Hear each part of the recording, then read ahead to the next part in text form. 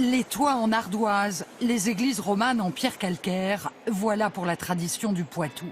Mais cette ville aux apparences bien calmes est aussi l'une des plus dynamiques des Deux-Sèvres. Et c'est dans cette usine que l'on recrute actuellement le plus. De l'emballage papier.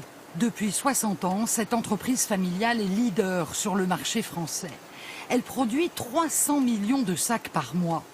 Et la nouvelle loi interdisant les sachets plastiques dans les commerces lui donne un élan supplémentaire, même si les clients hésitent encore sur le choix des produits.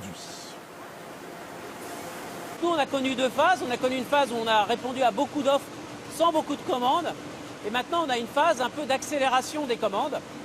Et les gens ne savent pas encore quel type de sac choisir. Donc il y a beaucoup de gens qui achètent des sacs avec des poignées, des sacs sans poignées, regardent petit à petit le marché avant de se décider. La croissance avoisine désormais les 10%.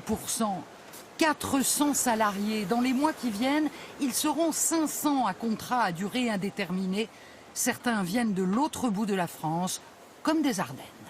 Un an de chômage, je postulais partout en France. Et la CE a répondu présent pour moi, donc voilà, je suis ici. Je suis pas quelqu'un de la ville, donc les Deux-Sèvres, ça me va. Hossein Arabe a fait toute sa carrière dans l'automobile.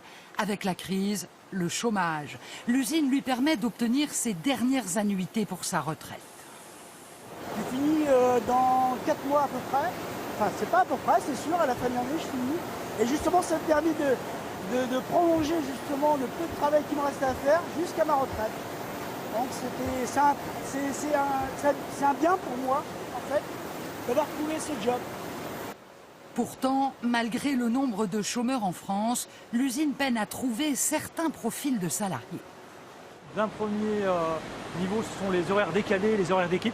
Nous cherchons des gens prêts à travailler en horaires décalés et les week-ends.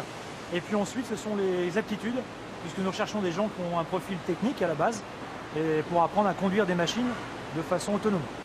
Ce sont désormais de nouveaux marchés à l'international sur lesquels CE Schaeffler compte bien se positionner, notamment dans certains pays en voie de développement comme le Maroc, qui a lui aussi interdit l'usage des sacs plastiques dans les commerces depuis le 1er juillet dernier.